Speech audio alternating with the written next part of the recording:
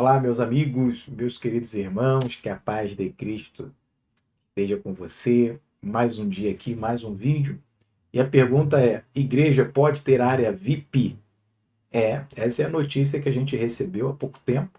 Fizemos aqui uma live, depois eu vou colocar aqui na descrição, e falamos sobre isso. E eu quero abordar esse tema hoje com você, se igreja é realmente uma instituição religiosa, ela pode, no sentido de deve, né? Se ela deve ter uma área VIP. Bom, isso me parece que são três situações que a gente está falando aqui.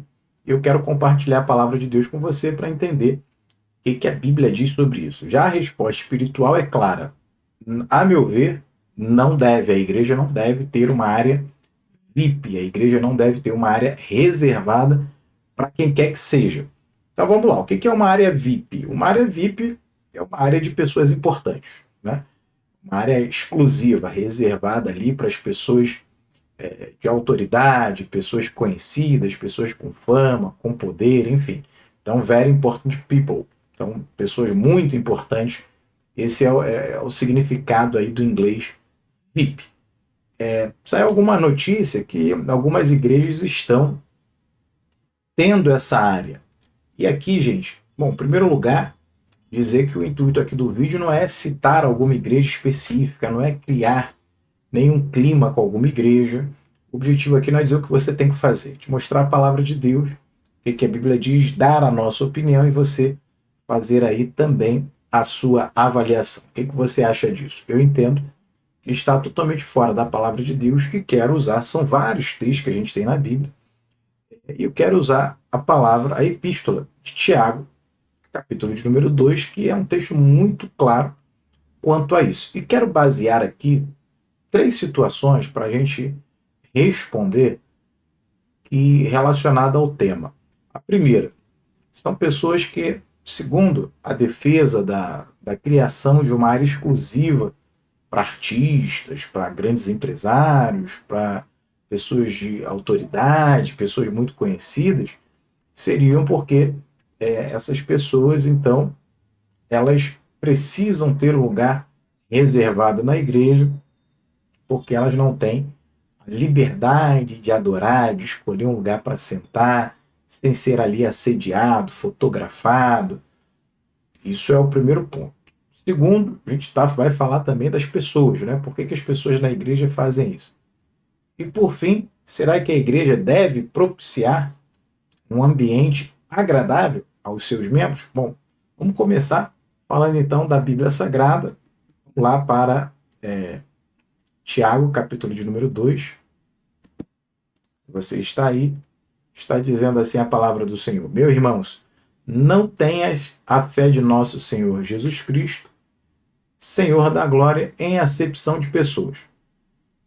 Porque se no vosso ajuntamento entrar algum homem de anel, com anel de ouro no dedo, com trajes preciosos, e entrar também algum pobre, com sorte do traje, e atentardes para o que traz o traje precioso, lhe disserdes, assenta-te aqui no lugar de honra, e disserdes ao pobre, tu fica aí em pé, ou assenta-te abaixo do meu estrado?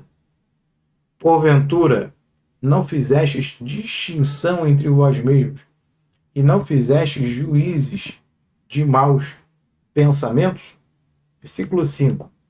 Ouvi-me, amados irmãos, porventura não escolheu Deus aos pobres desse mundo, para serem ricos na fé e herdeiros do reino que prometeu aos que o amam?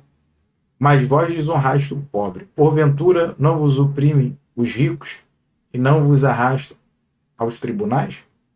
Porventura não blasfemam eles o bom nome que sobre vós foi invocado? Todavia, se cumprirdes conforme a Escritura, a lei real, amarás a teu próximo como a ti mesmo, bem fazes. E aí o versículo 9, que nós separamos aqui, marcamos para vocês, que vocês conhecem. Mas, se fazeis acepção de pessoas, cometeis pecados e sois redarguido pela lei como transgressores. Então, aqui está a palavra do Senhor para nós. Depois você lê todo o capítulo, que é muito importante para a sua maior compreensão. Dizendo isso, que é claro que a igreja, a meu ver, ainda que a igreja não tenha a intenção de criar uma divisão entre irmãos, a criação de uma área VIP, a criação de um espaço reservado como esse, na minha concepção, ele cria por si só a acepção, a diferenciação entre classes. Sejam pessoas mais ricas, mais pobres, mais conhecidas, mais desconhecidas, mais importantes ou menos importantes aos olhos humanos. Então, quando uma igreja cria esse tipo de situação, ela está fazendo um desserviço à obra de Deus, ao reino dos céus. Ah, mas eu não tive a intenção, mas não é isso, é porque a pessoa ali é muito conhecida. Tem pessoas que são ricas e são desconhecidas, podem ficar em qualquer lugar, não importa. A intenção da igreja. Se um ministério realiza exclusividade de local, você está fazendo acepção de pessoas. Ah, mas e a situação do pregador, do pastor, que tem que sentar e tal? Uma coisa não exclui a outra. Então, lugar reservado para quem quer que seja, tenha autoridade ou não, você está fazendo acepção de pessoas, ainda que você não queira fazer isso. Então, se um pastor ou uma autoridade qualquer na igreja, ele chega depois do horário, ele tem que sentar aonde tiver cadeira. E se não tiver cadeira, ele deve ficar no lugar, em pé. Porque ele é uma pessoa igual a todo mundo. Aí ele será o pregador da noite. Ah, vamos receber essa pessoa. Claro que você tem exceções, claro que a gente não está falando ali do caso específico. Nós estamos relatando a criação de um ambiente para pessoas importantes. A criação de uma área VIP. É isso que nós estamos falando. E isso realmente é fora dos padrões bíblicos. Respondendo aqui as 3 perguntas, 3 questionamentos. Primeiro, olha, mas essa pessoa que chega aqui na igreja, ela é muito importante, ela é muito conhecida, é uma pessoa famosa. Ela será assediada, será fotografada, alguém vai chamar ela. Isso não importa. Por quê? Se Deus quiser trabalhar com ela dessa forma. Ah, mas o rico, o famoso vai chegar ali e não vai prestar atenção no culto. De repente Deus está trabalhando, não sei. É uma hipótese. Mas ela precisa, ao entrar na igreja, compreender que ela é igual a todo mundo. E se ela chama a atenção por causa da sua fama, ela vai, se ela não sabe lidar com isso lá fora, ela vai aprender a lidar com isso na igreja.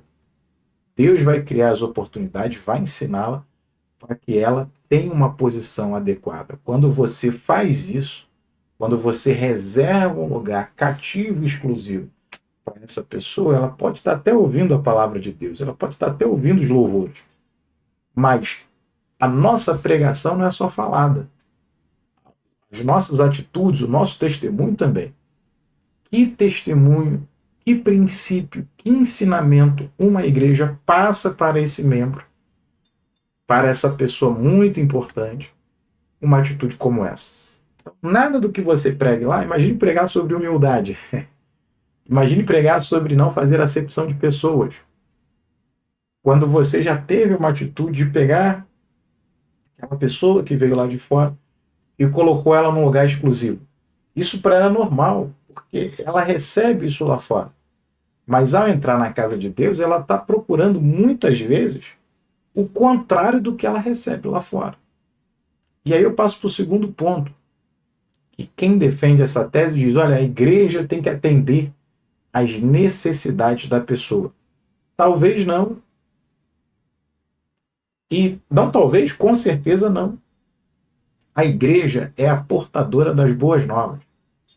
É a portadora do evangelho. É a portadora da mensagem de salvação.